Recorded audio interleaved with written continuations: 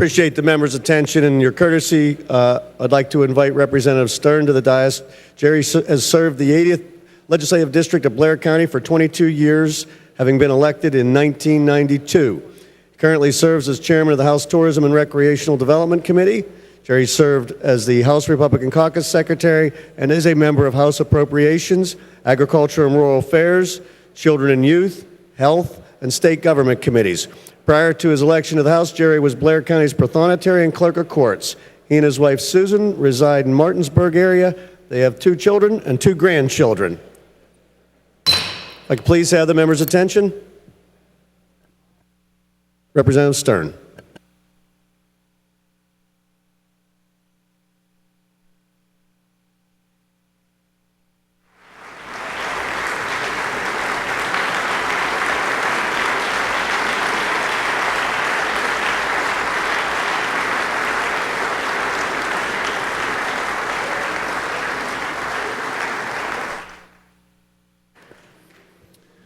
Thank you very much, everyone. I promise that I won't be any longer than caucus today. I just wanted to let you know my mother always watches these proceedings, so she's watching today, so hi, Mom. She's 88 years old, still living back at home, and I just wanted to say hello to her this day. Psalm 118:24 said that this is the day that the Lord has made. We will rejoice and be glad in it. So just remember that whenever we're voting here later on. In 22 years, there are so many stories that I could tell. And time does not allow me to do that today. So I will tell them when I go home and lecture to college and high school students. And I'm sure that the stories will become more interesting with the length of time from my departure from the chamber. I would first like to acknowledge my wife of 36 years, Susan, and if you would stand up, please, Susan.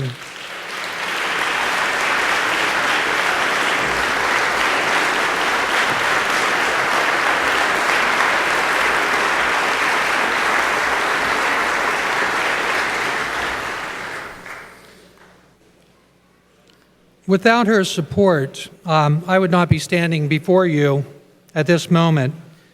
Honey, thank you for all your patience, your understanding, and your love. Next, our daughter Gretchen is here with me today, and her husband Joe, and our 2 granddaughters, Evelyn and Ella. If you wouldn't mind standing at this time.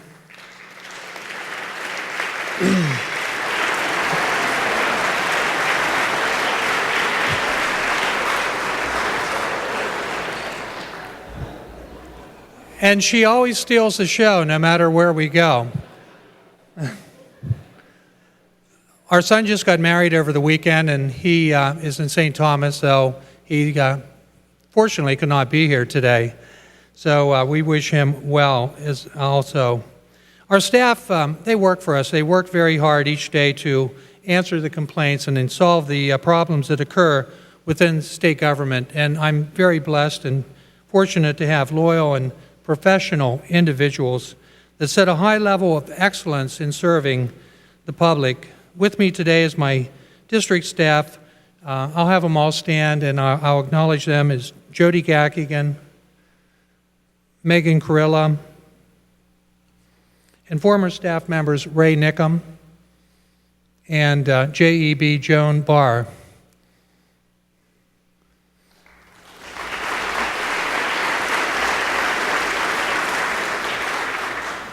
Also, Sue Sidney and Carol Peterman could not be here today, but I thank them for their service. And I'd like to thank them for their work in helping others, the good times we shared, the many fond memories that we have treasured within our hearts. Also, my executive director on the House Tourism Committee is here today, and that is Alan Taylor, and I appreciate the job Alan has done for tourism. Representative Haluska took my remarks earlier for tourism, so we won't go over them again. But also in Harrisburg serving with me, if my Harrisburg staff would please stand, is Laura Wagner Miller and Nancy Cole, and Trish Lehman is also part of the staff. I would like to thank them for their support and I'm very grateful for their talent.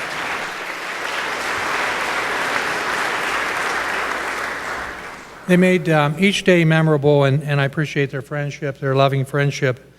In this chamber, this institution is only as strong as its weakest member.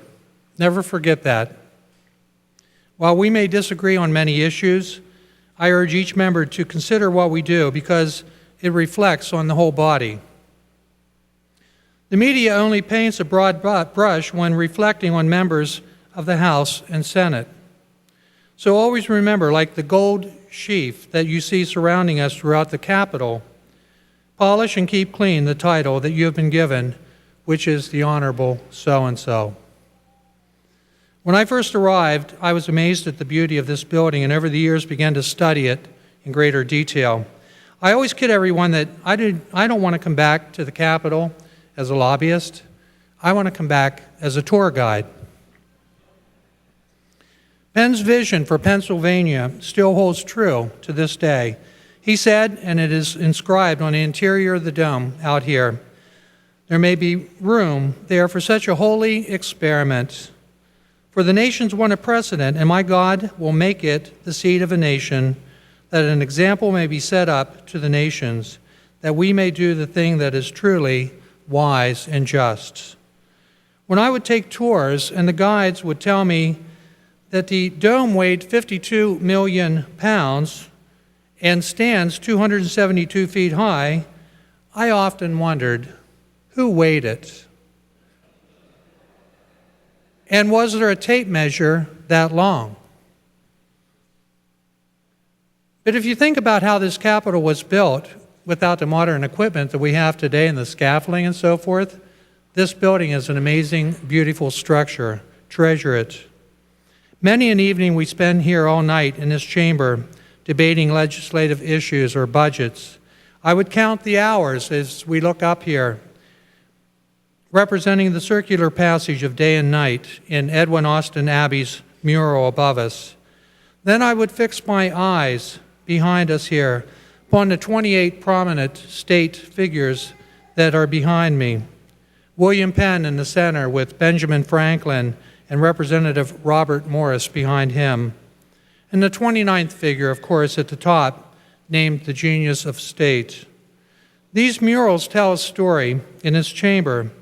There are 43 murals that are located in the governor's reception room, the Supreme Court chamber, and the Senate, and they tell another story about the gifts and the talents of a wonderful woman by the name of Violet Oakley.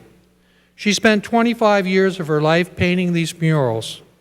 From 1902 to 1927, this was before women had the right to vote. The assembly was all male. She was a woman of faith and believed all were created equally and supported the cause of the 19th Amendment to our Constitution, the right of women to vote, which was ratified on August 18, 1920.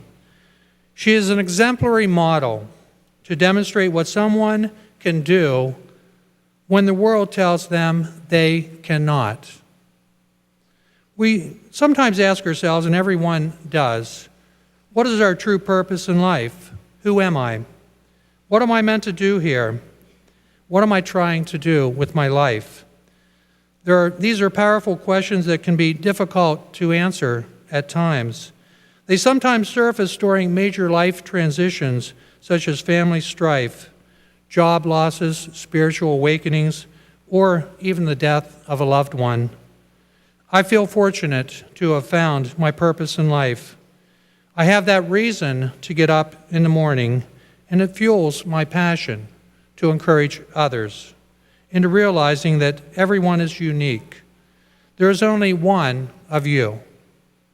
You have many precious gifts, talents, and skills that no other person possesses. God gave unique characteristics to each and every one of us. Albert Schweitzer said it well, I don't know what your destiny will be, but one thing I do know, the only ones among you who will really be happy are those who have sought and found how to serve. This sums up why just about every one of us ran for public office to serve. Our days pass by too quickly, but we remember moments. I read recently in a book about success that we race to be better or best. We sometimes lose sight of just being. And just being, just soaking it in and savoring a beautiful moment can provide life's greatest pleasures. A crackling fire on a cold winter night, a good book, a love letter from your spouse. Hint, hint, honey. Or a timeless moment with your child or a friend. These moments, if we stop long enough to enjoy, are the true essence of life. Success is a very personal thing, but I think most people would agree that true success is about being fulfilled in life. It's that feeling of deep satisfaction that starts in your soul and radiates through your being. The end result is true happiness and peace of mind. There's no greater feeling than to look back at your life with a smile in your heart, knowing that many of your dreams came true and that you made a positive difference in someone else's life. Do not save your loving speeches. There's a poem by Anna Cummins, and it goes like this. Do not save your loving speeches for your friends till they are dead. Do not write them on their tombstones. Speak them rather now instead. Constituent of mine back home, Tom Kunkel, was former music teacher in the Hollidaysburg area school district, shared a gospel track that I listen to when I come to Harrisburg during my trips, and the lyrics for the one chorus of the one song goes like this. It says, loving God, loving each other, making music with my friends, loving God, loving each other, and the story never ends. This chapter for me ends as a new chapter begins for me. I want to thank my friends in this chamber and those that I've been privileged to work with over the years. And I want to thank you for the music and the many songs that we wrote together. God bless each and every one of you.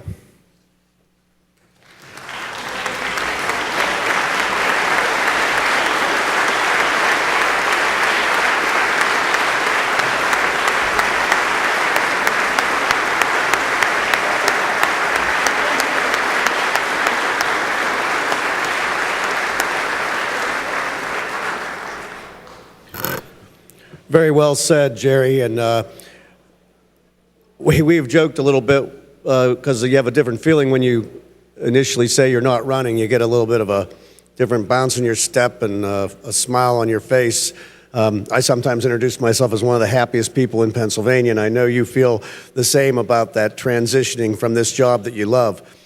And I would say this about your service here. In the context of your job, you have always exemplified and demonstrated your love and your respect for this institution, that no matter what the issues were that we were dealing with, that first and foremost was the House, the legislative body of government, and the importance that it has in our governing system, and that keeping it in high respect and high regard was always first and foremost in your mind, beyond your own even beyond your own personal legislative agenda or the issues that you would normally want to advocate or advance. And I think that that's a bold and needed element of one's approach to this job, that it's bigger than any of us as individuals, and you've demonstrated that over the years. And I hope that as your next chapter begins, that it will be a pleasant and exciting one, just like this one has been. I also want to present you with the commemorative gavel to mark your service to the legislature. God bless you and good luck.